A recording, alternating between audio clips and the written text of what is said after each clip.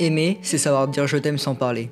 Victor Hugo. Voici le maître mot de ce film d'animation. Je veux manger ton pancréas. Ici, je vais parler d'intrigue complète du film. Alors si vous ne l'avez pas encore vu, je vous conseille d'aller le voir avant cette vidéo.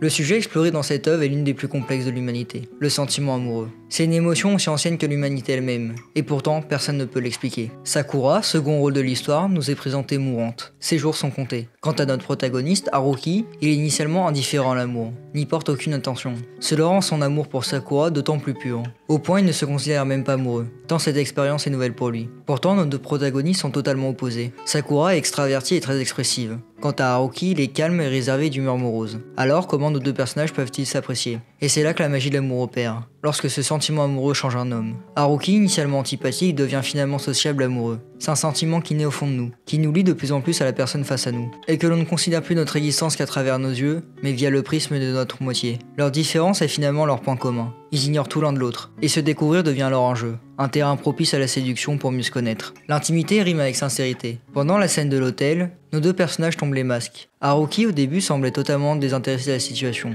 Pourtant elle va montrer des signes d'inquiétude face à la quantité de médicaments que Sakura doit prendre. À la fin de cette scène, c'est Sakura qui laissera paraître ses inquiétudes avec ce passage. Et si je te disais que je suis complètement terrifiée à l'idée de mourir bientôt, tu ferais quoi ?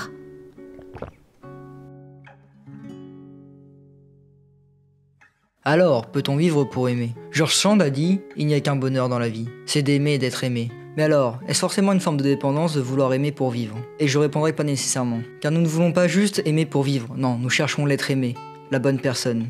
Si chaque humain est né cassé tel un pis, alors nous avons fondamentalement besoin de notre moitié pour vivre. C'est à partir de toi que j'ai dit oui au monde.